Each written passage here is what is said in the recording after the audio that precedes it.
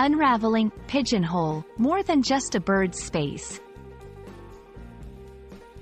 Hello, dear viewers.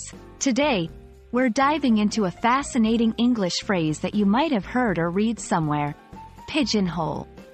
This term has a literal meaning, as well as a figurative one that we often use in conversation. So, if you're ready to expand your English vocabulary and learn how to use this phrase effectively, let's get started. The term pigeonhole originates from the small compartments built to house pigeons, those cute, cooing birds that we often see in city squares. In the past, people constructed these compartments for pigeons to nest and live in. These spaces were small, separate, and identical.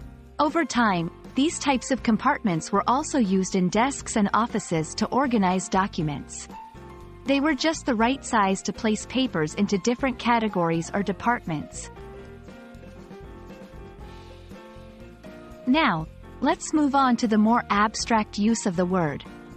To pigeonhole someone means to categorize them in a way that is too simple or limiting. It's like saying that a person, with all their complexities, can be placed into a small, neat compartment based on a single characteristic or ability. It's often used in a professional context, where someone might be pigeonholed by their job title or one aspect of their personality, ignoring their other talents or interests.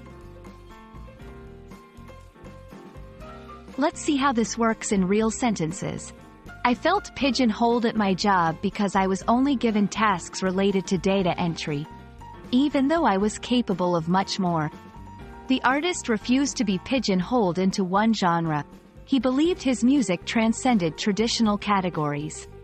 In these sentences, pigeonholed describes a limitation placed on someone's potential by others.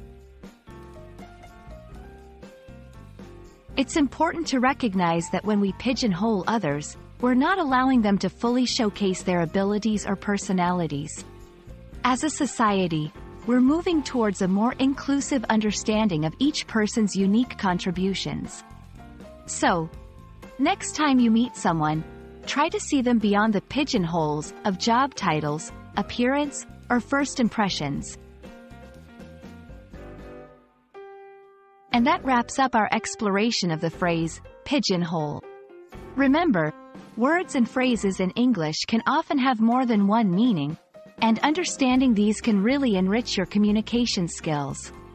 I hope this video has given you a clear understanding of how and when to use pigeonhole. Thanks for watching, and keep practicing your English.